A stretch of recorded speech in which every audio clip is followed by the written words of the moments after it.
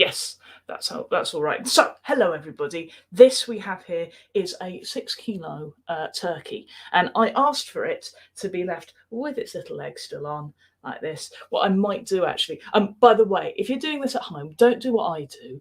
Don't take your raw turkey into your office because it's got the best, internet set up, because that's not good. I will be I'm not going to touch my face, and I will be disinfecting absolutely everything, including, because salmonella is a real thing. It's a bacteria that grows on the skin, and it will make me very sick.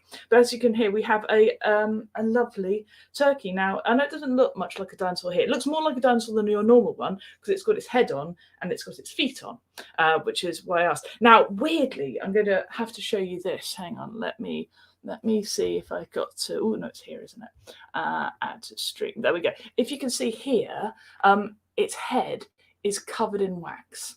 Now, its head is covered in a wax. Presumably, this is partly the way that they're.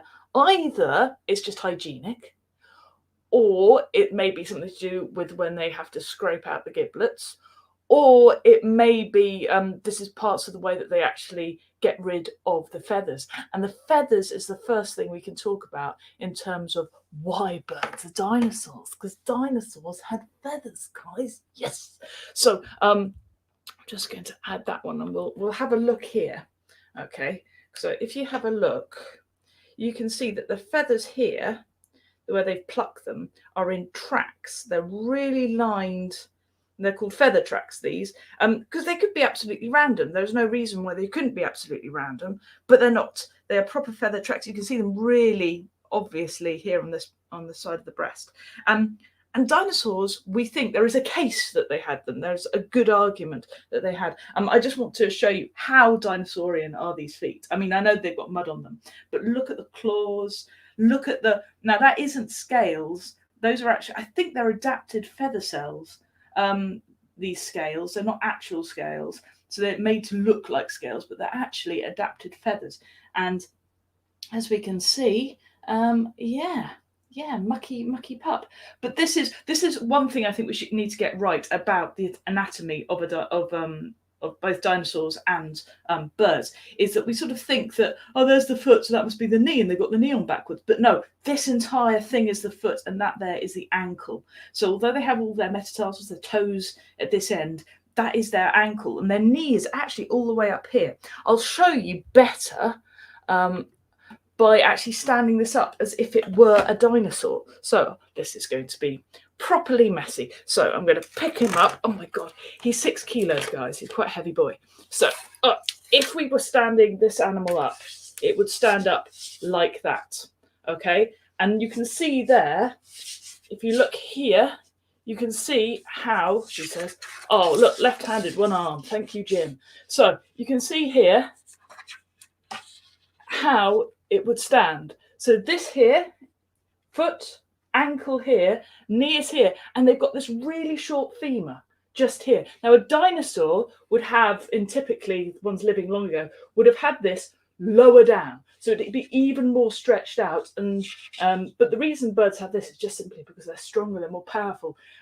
If you have it's doing less work. It's quite a short femur, and when it usually is, it's sort of that way, and it's almost 90 degrees to the body. But as you can see, it does look a little bit like a dinosaur. Obviously, the tail is the big difference. They don't have tails at all. And you think, oh, but they've got wings, not arms. Well, do they? I'm going to put this down back. Excuse me, guy. Sorry. Very sorry, sir. Or lady, probably. Yes, almost certainly lady. I'm a fool. So I'm just going to pick my phone up again. Please acknowledge I do have hand sanitizer and all sorts of things. I've got to get the giblets out later. That is going to be scrapey nasty. I will film it, but I won't film it live because I can't do that hygienically. So, what was I going to say? The big difference as well is, even though turkeys are flightless, they do have this massive breast here. And dinosaurs wouldn't have had this so prominent, and mainly because they're not using their arms for flying, they're using their arms for arms. This is the thing, right? We say that turkeys have wings, and they do, even though they don't use them for flight. the word wing and the word arm are almost interchangeable, other than arms are used for arms and wings are used for flying. So a butterfly has wings, a bird has wings, but it's just a word of their function, not of their anatomy, if that makes sense to you. Because if we go back to my handheld cam, oh yeah, so if we go back to here, you can actually see, and I thought they would be more prominent on a turkey than on a chicken, but they're about the same. So the arm here, actually, should I lift you up a bit? So the arm here, you can see there's the humerus that runs, oh God, this is lack of, no, I think what I'll have to do, I'm going to go back to a different camera angle. Oh, we got loads of comments, guys. I'm sorry I haven't been responding. Oh, I'm on mute. That's interesting. Bugger. Excuse my French. Right, okay. So let's go to mute, unmute. So, okay, I'm going to do a thing. Can you hear me? No sound. Interesting.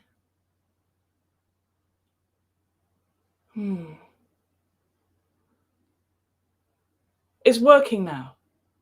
Okay. No sound, mutes. I'm just trying to work out if somebody can tell me if you can hear me. I just want to say we can hear you or we cannot hear you as a clear thing. So I'm getting lots of single responses. So let me know if you can hear me. And if you can't hear me, obviously you won't let me know. But whoops. I'll go through it all again. It'll be fine. Tracy gives a thumbs up. What does a thumbs up mean, Tracy? I know what I can do. I can use my hand thing. I can actually call Simon, couldn't I? I could do that. And he can tell me. We can hear you, says Edward. Thank goodness. That was worrying. Well, okay. I don't know where we got to, guys. So, but this is the element of live. This is what it's all about. So good. Simon says we can hear you. Right, cool. Sorry about the delay, guys. In that little bit, I just checked the comments and I had a load saying nobody could hear me. But that is the beauty of live video. I do like the sort of three things. That's my carpet, by the way. Isn't it lovely? Ooh, carpet. With my charger down there. Yes. Okay. Yeah. Don't do this over carpets. It's a bad idea. I'm a bad person. Look, I'm gonna give you all four angles. Look at this. No expense spares, guys. Look, I've got little lights. Okay. Oh, Simon's phoning me. That's useful. There we go. Cool. And that's gone. Okay, so let me go back because this is good. I'm on, nobody said live TV was slick. This is why people have things called producers and crew to do these things. I've got to work out where to go back to, which is to there. I'm on the show. There I am. Good. Cool. Where were we? Right. I'm going to do the arm again. Okay. So basically, you've got to imagine, obviously, your dinosaur is this way up. Here we have, I'm going to put me on the big one. Here we have the humerus, which is your upper butt, which is this arm, your upper arm. Here we have the ulna and the radius, isn't it? And then we have the wrist here, and then we have the hand or the edge of the wing. Now, this is what I love about dinosaurs and why all dinosaurs are wrong. Because everybody goes, oh, T-Rex, and they do this. They can't do that. If you have a look, they go that way. They've got a semi-lunate carpal in their wrist, which means they can only do judo chop. If you go like this, they cannot physically do a bunny arm. Okay, that is true of dinosaurs, it's true of birds, and it's to do with flight. But anyway, if you have a look, oh, there you can just see this little nub. I don't know if you can see that. I'll get my phone. Look, holding this all with one hand. I want you to admire my strength, guys, because oh, there's my carpet. If I just plop this bad boy down, oh, sorry. Oh, this is so slick. Okay. So if I put you down again, don't do this with your dinner, guys. Don't play with your food. we have here that I think that's the finger, not the thumb. Oh no, there's the finger there. So I'll go on this side, it's better lit. So here we have, you can see this is the remnants of a hand. So there's the wrist here. I think that'd be the thumb stub. And then here you can almost see a claw. It's not as good. Chickens are actually remarkably better. When you have a chicken, they actually have more fingers than this. But I can feel along this ridge here that there's a finger bone here, and this will be a finger bone here, and there's the end of the claw there. So it's very exciting. So that there is that. What else is dinosaur? I mean, the feathers. I had a say approved dinosaurs have feathers. There are loads of examples of dinosaurs with feathers. Not all of them have all of their bodies. There is like very little evidence of feathers in things like T-Rexes had a few, but not very many. But then you look at velociraptors, and they're all feathers. And they will probably, though we can't prove it, in feather tracks, which is very neat little things here. So the plan is, and also I want to point out, this is a very dinosaurian picture, which later, when we do the dissection, you will see beautifully, because this here, they've got a very flexible and also weird, they've got a very flexible and also weirdly joined up collarbone. You know, your collarbone hit. Now I'm going to have to wash my entire body up inside because I've just touched. Oh, I'm rubbish at it. Right. Okay. So lay out. Yeah. And like I say, they covered this dinosaur's head in wax. This dinosaur, this turkey's head. Though it is a dinosaur, in wax, presumably to stop me having. But in the eye, they would have bones, a little ring of bones in the eye, which I won't be able to show you because I don't want to dissect the head. I might want to take out the giblet to show you the stones inside. It uses for digestion. If I don't vomit, and I have to do that. But yeah, here we have a dinosaur. If you've got any questions, I'm the idiot who does the show with the expert, which is Dr. Dave Hone. Now, Dr. Dave Hone at the moment is suffering from long COVID, which is sad. It is sad. Yeah.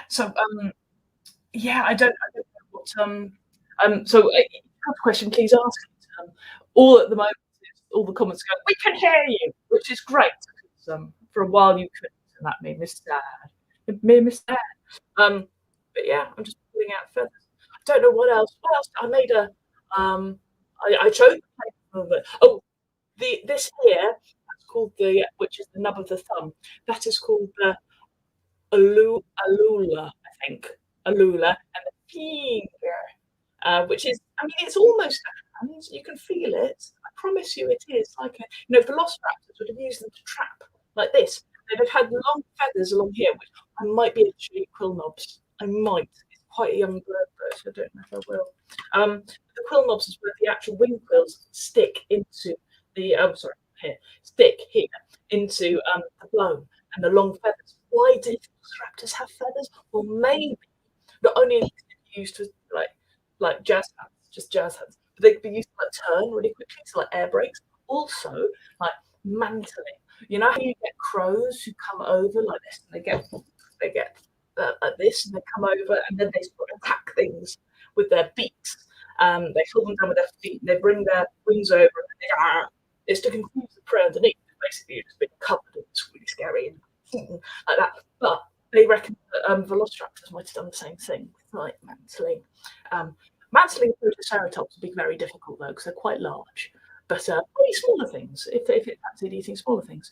But yeah, I mean, I just want everybody to know that every Christmas we eat dinosaurs. So the plan is, I will be back here at 8 p.m. roughly. I basically got to get all the giblets out, roast it, and then I'm going to put this part because I don't think anybody wants to see me covered in blood. Oh, well, yeah, you do. I know you do. Yeah, I know you do.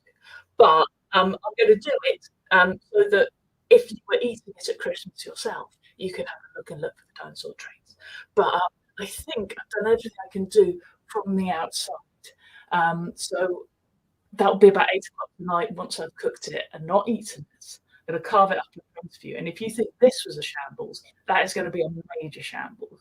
So I'm just doing this as a test. The idea was initially that I'd be just doing this and be completely silent, doing everything like that. And Dave would be like, "You lift this up and show," but he's ill.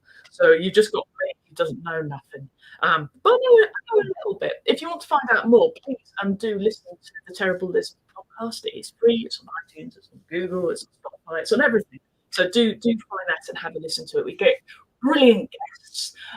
We've had people like Chris Packham, Pep Gillette, Joe Caulfield, Richard Herring, Phil Plate, the mad astronomer. All of these people are wonderful, brilliant, and you should want to listen to them. So yes, go away and have a listen to that, and then you'll know what I'm on about. And I'm not just a crazy lady holding a dead turkey in her office like a mad one. But yeah, it's been fun, guys. Yes, and we've got lots of people saying get well soon, leave if David's watching from his bed. Yay. But there we go. We've had one thing which somebody says, "Oh, I actually was joking." It's from Bow and Arrow. The name.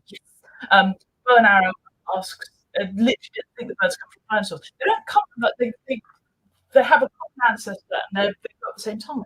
They were, around the same time as velociraptors and all the rest of them. So they've been, I believe, as well. Right, we're looking at because chickens and turkeys are quite closely related to ducks, and there is some evidence. Now, they want me to poo-poo this. He says this isn't a big deal. I think it's a big deal. There was a duck in the late Cretaceous. A duck! Can you imagine? Because late Cretaceous, that is like T-Rex, it's like Triceratops, and a duck. It's like far side real.